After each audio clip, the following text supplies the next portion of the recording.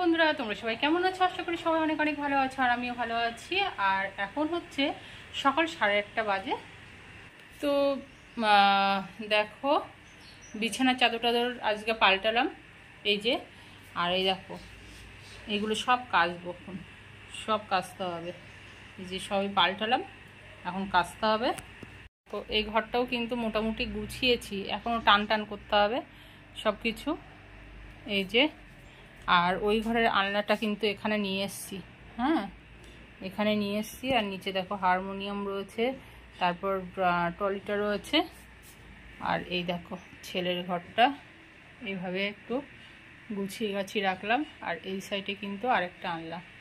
তো সকালে তো কাজবাজ হয়ে গিয়েছে, আর কাচাকুচি করব, তো তার জন্য কিছু জামা কাপড়ও ভিজিয়ে রেখে দিয়েছি। আর তোমরা তো দেখলে কিছু জিনিসপত্র এখনও রয়েছে, সেগুলো ভেজাতে হবে। আর আজকে কি রান্না করলাম চলো তোমাদের একবার দেখাই। আর তোমাদের দাদাভাই কিন্তু আম এনেছে। হ্যাঁ, সেই আমগুলো এখন কাটবো, কেটে আচার বানাবো।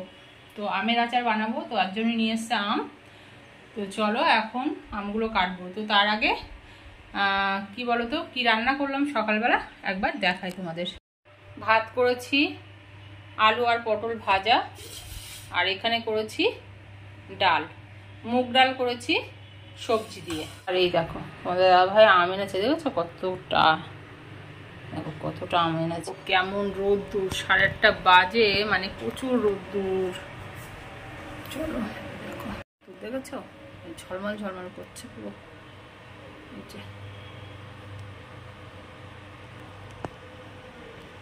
ঝলমল ঝলমল করছে একদম। আমার গোপাল সোনা কি করছে এবার দেখাবো তোমাদের। চলো চলে যাচ্ছি ঠাকুর ঘরে।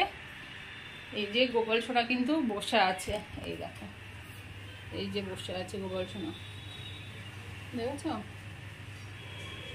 ওই জামা কাপড় কিছুই কিন্তু পরাইনি, এই যে বসিয়ে রেখে দিয়েছি।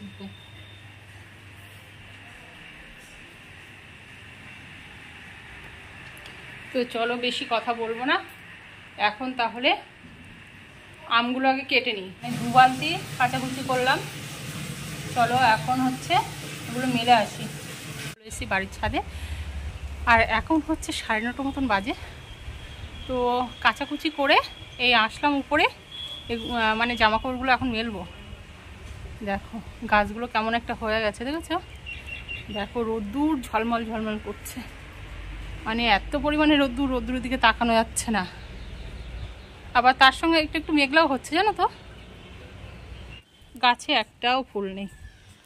এই যে এই বেলফুল গাছটায় কটা ফুল ফুটেছে, আর দেখো ফুলই নেই গাছে। ওই গাছটাও কটা ফুল ফুটেছে, দেখো। এই একবার কিন্তু উপরে এসেছিলাম, এসে আমি কি বলতো গাছে জল টল দিয়ে তারপর নিচে চলে গিয়েছিলাম।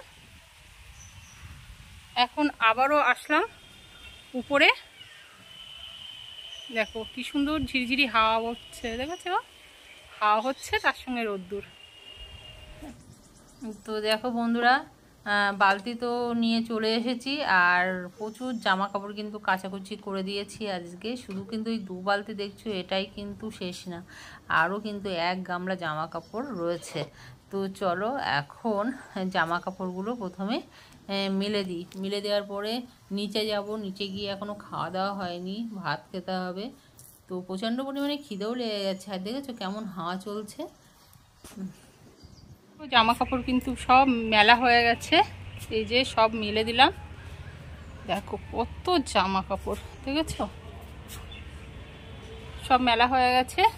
তো চলো এখন নিচে যাব। তো নিচে চলে আসলাম, আর এখন ভাত খাবো। তোমাদের দাদাভাই মনে হয় চলে এসছে বাজার নিয়ে। তো চলো আমগুলো কাটবো কিনা সেটাই ভাবছি অল্প কটা আম কেটে দিই, আর বাদ বাকি আম এখন আর কাটবো না। বলা যায় না, বৃষ্টি আবার মানে শুনছি হবে, তো বৃষ্টি যদি হয় তাহলে আমগুলো আবার নষ্ট হয়ে যাবে।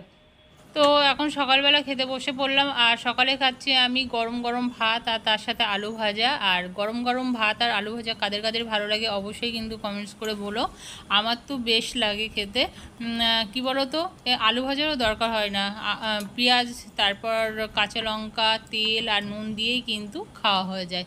তো চলো এখন দেখো তোমাদের দাদাভাই তো বাজার করে নিয়ে চলে এসেছে, আর দেখো পেঁয়াজ, রসুন, আদা, টমেটো নিয়ে এসছে, কাঁচা লঙ্কা, আর প্রচুর আম এনেছে, সেটা তো বললাম তোমাদের দাদাভাই। আর দেখো এখন কিন্তু আদা, রসুন, পেঁয়াজ, তারপরে যা যা সবজি এনেছে সব গুছিয়ে গাছিয়ে রাখছি। তো যেহেতু কালকে প্রচুর লোকজন আসবে, তো তার জন্য কিন্তু এত বাজার করে নিয়ে আসলো। আর তোমাদের দাদাভাই কিন্তু 1.5 কিলো পেঁয়াজ এনেছে, জানো তো। পেঁয়াজ, রসুন, আদা মানে গাদা গাদা নিয়ে এসেছে, তোমরা তো দেখতেই পেলে। তো চলো সেগুলো এখন গুছিয়ে গাছিয়ে একদম রেডি করে রাখবো। তো ভিডিওর সাথে থাকো, কোথাও যেও না। আর এখন দেখো আমি সব সবজি টবজি গুছিয়ে গাছিয়ে আমগুলো কাটতে বসে পড়লাম। যেহেতু মেঘলা মেঘলা করছে, আবার রৌদ্র হচ্ছে, আর অনেকটাই কিন্তু আম এনেছে।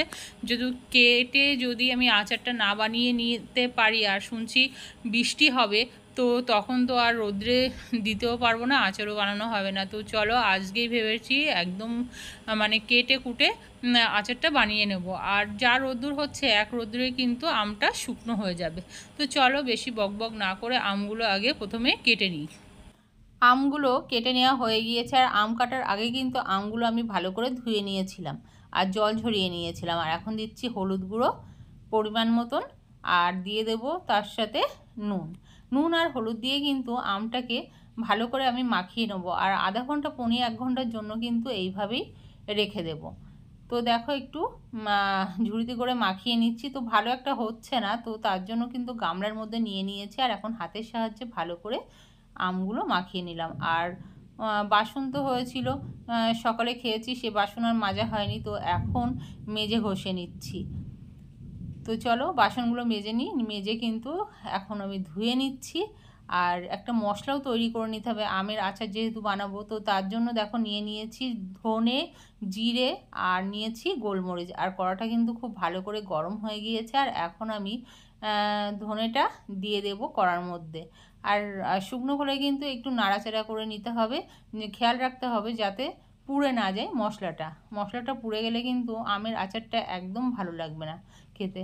তো এখন দিয়ে দিলাম কি বলো তো, জিরে আর গোলমরিচ, আর মিক্সচার মেশিনে আমি একটু কিন্তু পেস্টও করে নিলাম। তো দেখো দুপুরের জন্য আবার বসিয়ে দিয়েছি কুমড়োর তরকারি, আর বসাবো কি বলো তো ভাত। তো তার জন্য চালটাও আমি ধুয়ে নিচ্ছি। তোমাদের দাদাভাই আজকে এনেছিল কুমড়ো, মানে কচি কুমড়ো এনেছে, তো সেটাকে বললো ভাতের মধ্যে দিতে। তোমরা খাও কিনা অবশ্যই কিন্তু কমেন্টস করো। আর দেখো মশলাগুলো কিন্তু আমার গুঁড়ো করে নেওয়া হয়ে গিয়েছে, আর চলে এসেছি সন্ধ্যাবেলা। দেখো এক রোদ্রে কিন্তু আমটা শুকনো হয়ে গিয়েছে, আর এখন এই আমের মধ্যে দেব মশলাগুলো। তো চলো প্রথমে আমি দিয়ে দেব পরিমাণ মতন নুন। তো 1.5 চামচ মতন দিয়ে দিয়েছি নুন। দিচ্ছি এখন লঙ্কার গুঁড়ো, এখানে দিয়ে দিচ্ছি যে মশলাটা আমি গুঁড়ো করে নিয়েছিলাম সেই মশলাটা।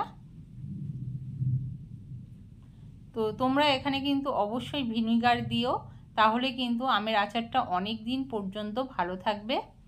আর মেথি, জোয়ান এগুলোও কিন্তু অবশ্যই দিও। আর দিয়ে দিলাম এখন সর্ষের তেল। আর তেলটাকে যখন দেবে তোমরা অবশ্যই কিন্তু কি বলো তো গরম করে ঠান্ডা করে নিয়ে তারপরে দেবে। আর দিয়ে দিয়েছি হলুদ গুঁড়ো দিয়ে এখন আমি চামচের সাহায্যে ভালো করে কিন্তু আমটাকে মাখিয়ে নিচ্ছি। তো তোমরা এইভাবে আমের আচার বানাও কি না অবশ্যই কিন্তু কমেন্টসে বলো। তো ভালো লাগলে অবশ্যই বন্ধুদের সঙ্গে শেয়ার করো। তো ভিডিওটি এখনকারের মতন এই পর্যন্ত। ধন্যবাদ। আবার নতুন কোনো ভিডিও নিয়ে চলে আসবো, ততক্ষণের জন্য টাটা।